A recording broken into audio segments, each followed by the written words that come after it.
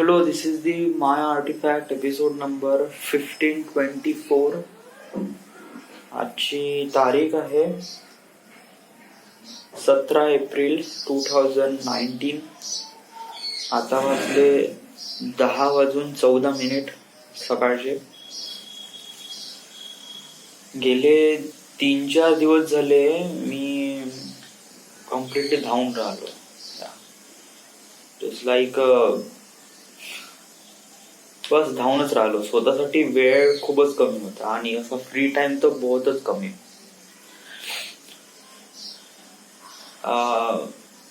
या संडेला दिवस खूप चांगला होता. 14 एप्रिल होती. मी डिसाईड केलं होतं की मी माझी गाडी घेऊन मी घरी जाईन गावी, ते रात्री ॲज अ नाईट टूर एकटा.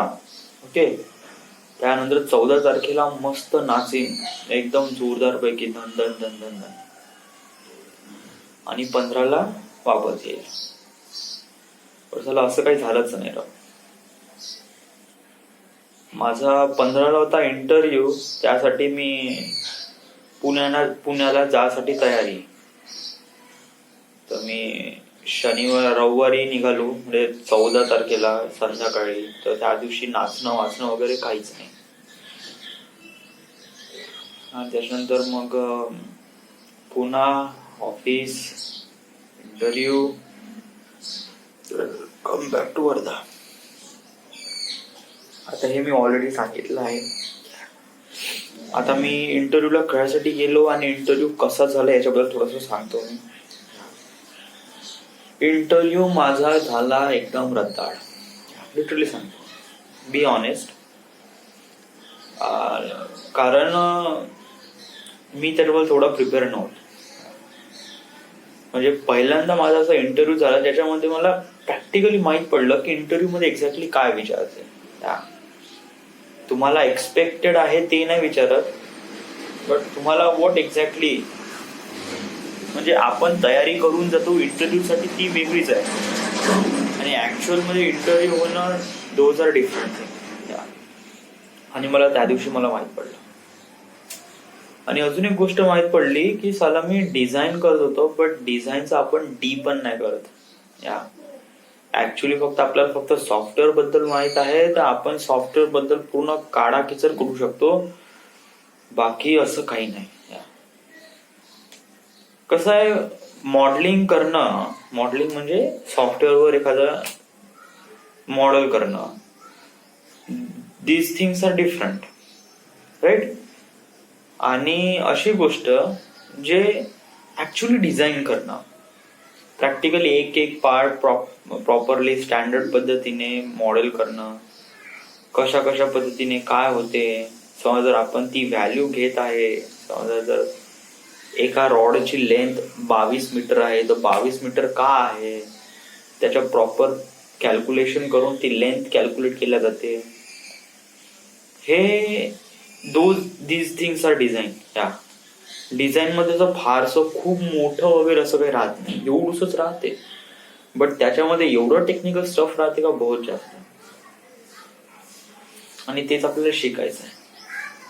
त्या दिवशी मार्क इलेक्ट्रिक त्या कंपनीमध्ये माझा इंटरव्ह्यू होता ना, तर ते लोक बापरे GD&Tचे महारच होते झाले, भयानक. आणि मला त्यातलं काहीच येत नव्हतं.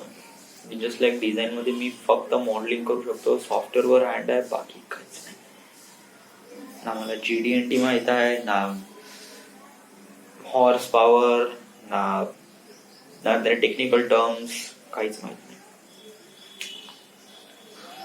तर तुझं काय पॉसिबल रिझल्ट काय लागू शकते का नाही? In my perspective yes, on those perspective no. आता मला असं वाटते का मी लागलो पाहिजे, त्यामुळे माझ्यामध्ये पॉझिटिव्ह आहे ऍटिट्यूड्स, त्यामुळे मी असा विचार करतो की मी लागून जाईल. बट मला एक्झॅक्टली माहित आहे ना की माझा इंटरव्ह्यू कसा गेला, राईट. आणि त्यांच्याकडून काय एक्सपेक्टेड कॅन्डिडेट्स आहे. सो इट जस्ट लाईक म्हणजे गेला. आणि सर्वात इम्पॉर्टंट गोष्ट म्हणजे माझं ग्रॅज्युएशन नाही. That's the really one thing gonna matter. कारण माझं ग्रॅज्युएशन नाही, त्यामुळे मला जॉब स्विच करणं बहुत कठीण होईल, बहुत जास्त. युजली मी डिप्लोमा केला आहे. So yes. आणि एनिथिंग इज दॅट की मला माझ्या रेझ्युमे मध्ये पण थोडा बहुत चेंजेस करायचा आहे. माझ्या रेझ्युमे मध्ये 4 वर्ष दिले आहे डिप्लोमासाठी. सो आपल्याला ते थोडंसं व्हेरीफाय करावं लागेल की आपण कशाप्रमाणे या सर्व गोष्टी हँडल आउट करू शकतो. रेझ्युमेवर पण थोडासा चेंजेस करायचे आहे, कारण आपल्याला जे क्वेश्चन विचारते ते रेझ्युमेवरूनच विचारते ना, की भाऊ तू काय केलं आहे, राईट.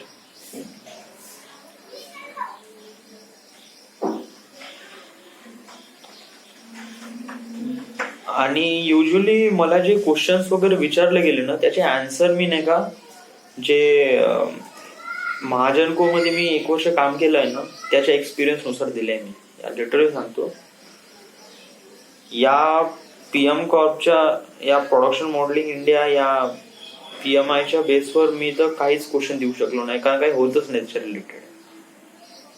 रिलेटेड होतं ते फक्त या मेंटेनन्स साठीच. म्हणजे मेंटेनन्स मध्ये मी 1 वर्ष काम केलं, त्याचा एक्सपिरियन्स घेऊनच मी ते आन्सर वगैरे सांगितले. So just like I just being, मला असं एक प्रकारे खूप चांगलं वाटते का मी 1 वर्ष तिथे काम केलं आणि त्या 1 वर्षात मला जेवढे काही माहीत पडलं आहे, kind of like a really great.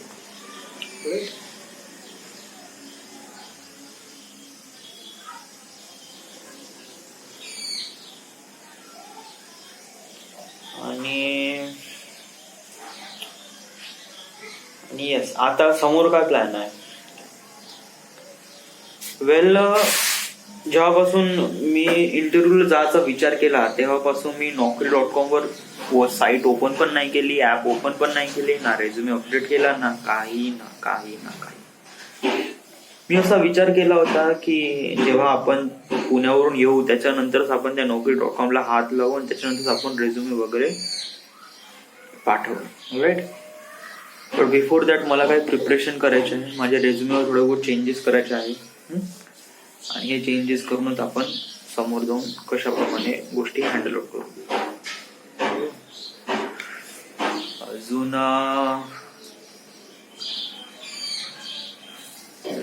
काय सांगायचं आहे या. आणि आता थोडा माझ्यासाठी थोडा फ्री वेळ आहे, आता मी थोडसा आरामात. माझे पैसे खूप गेले यार, लिटरली सांगतो, माझे 2,500 रुपये गेले. पण असे पण खूप गेले. राहुलने माझ्याकडून 1,500 रुपये घेतले, त्याच्यानंतर 1,500 रुपये याच्यात गेले माझे त्या रेल्वे तिकीट्स मध्ये, जे कॅन्सल केले अजूनपर्यंत रिफंड झाले नाही. तर 1,500 आणि 3,000 रुपये.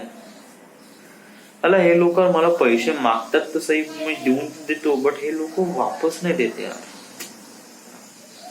आता बघ ना, आता हे राहुलनी 1,500 रुपये घेतले, चलो आता याची गरज आहे.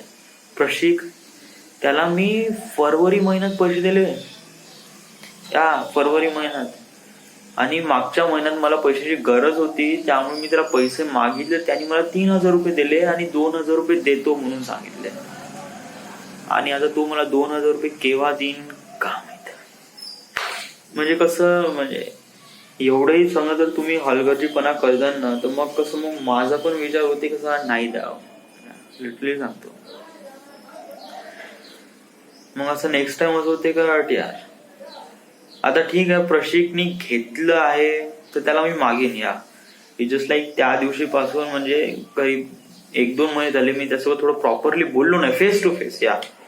कारण या गोष्टी कशा एक प्रकारे फेस टू फेसच बोलावं लागतं, ते असं बोलतच नाही येत. सो थोडं त्यासोबत फेस टू फेस बोलावं लागेल आणि त्यात सांगावं लागेल की भाऊ असं असं आहे. सो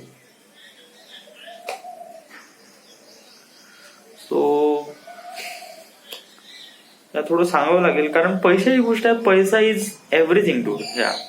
माझ्यापाशी पैसा आहे त्यामुळे तुम्ही सगळे पैसे मागजान, पण माझ्यापाशी पण पैसा उरत नाही ना, पैसा मला पण लागतो. मी इथे एकटा राहतो, मला पण समोरच्या दृष्टीने काही प्लॅन आहे, समोरच्या दृष्टीने मला काही गोष्टी करायच्या आहे, या दृष्टिकोनात तुम्ही पैसा एक वाचून ठेवतो. पण तुम्ही असे पैसे मागता की जस्ट लाईक माझाच पैसा आहे. पण तू हे का विसरून जाते यार, की त्या मित्रा म्हणूनच तुला एक प्रकारे चांगले एक्सपिरियन्स भेटतात. आय नो मी असं कुठं नाही म्हणताय, पण झाले ना 2-3 महिने झाले. आता समजा जर राहुलने मला याच्या अगोदर कधी पैसे मागितले नाही, ऑलराईट, आता समजा राहुलने पण असंच केलं, मी त्याला विचारेन, भाऊ मला थोडे पैशाची गरज आहे, मी त्याला फोन करीन, त्यांनी पैसे पाठवले, ठीक आहे. समजा त्यांनी पैसे पाठवले 1000 रुपये आणि बाकीचे नंतर पाठवतो म्हणलं, तर मग का होऊन जाईल का, मग मी त्याला पैसे मागणार नाही. कारण एक वेळेस अशी येते ना की मलाच लाज वाटायला लागते का माझे पैसे मागण्यासाठी. लिटरली सांगतो यार, या लोकांना काहीच वाटत नाही, पण मलाच लाज वाटते यार माझे पैसे मागण्यासाठी. मीच प्रशिकला फोन करून सांगून राहिलो, अरे 1-2 मलाच लाज वाटून राहिली, काय रे. कारण आपल्यालाच किती वाईट वाटते ना. कारण चला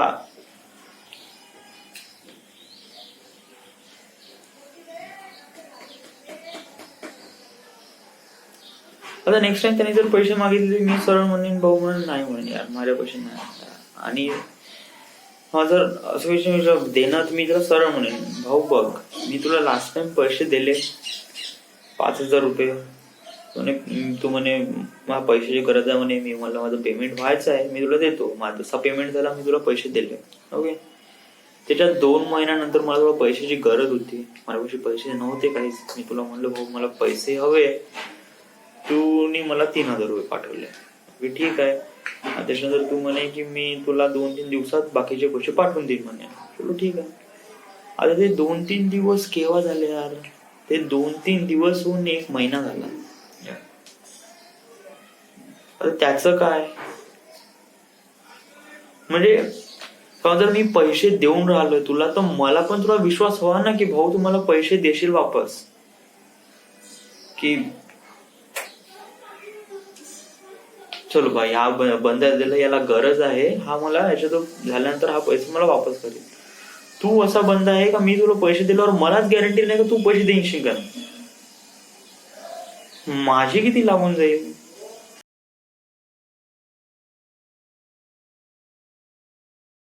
करते राव असं नाही, मी पैसा आणि रिलेशनशिप दोन्ही थोडंसं प्रॉपरली मेंटेन ठेवण्याचा प्रयत्न करतो. बट तुम्ही समजा जर एकदम एका एंडवर जाऊन राहिले, तर मला दुसऱ्या एंडवरच जाऊन गेम खेळावा लागेल ना. वॉटेवर ते पैशाचं थोडस काढलं ना तर माझं डोकंच एकदम आउट होऊन जाते. सर्वात इम्पॉर्टंट म्हणजे हे साले 1500 रुपये मी रेल्वे तिकीट बुक केले आणि त्याच्यानंतर यांनी मला पैसे वगैरे पाठवले नाही यांचे रिफंडचे.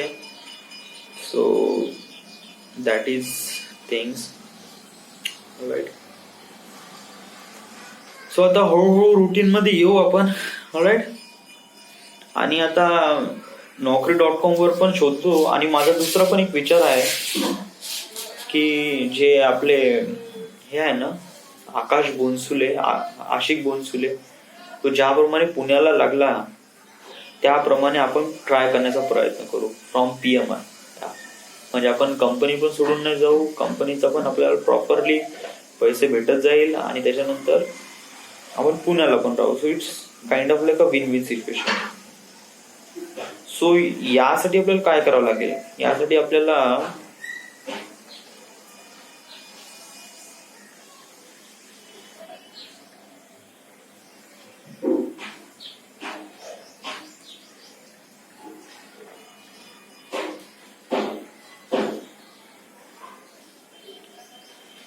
मला काय करावं लागेल, यासाठी मला थोडं त्यांच्यासोबत बोलावं लागेल.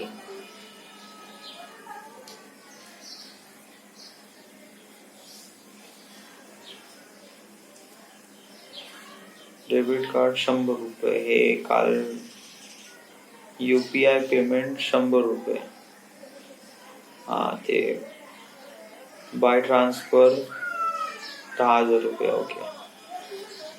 Deposit transfer 47 rupees.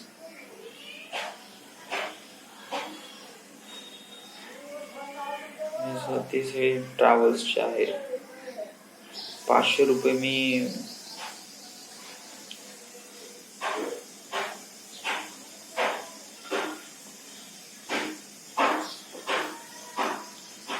1100 रुपये याला टाकले होते, 1000 रुपये राहुलला, IRCTC मध्ये 748 रुपये. तर माझे पैसे अजूनपर्यंत आलेच नाही. करतो इन्क्वायरी आणि पाहतो पैसे का नाही आले अजूनपर्यंत. All right, so till then everything is fine, is good. So this is it, this is the end, this is the My Artifact episode number 1524. Right now we are at Nagpur, Maharashtra, and thank you.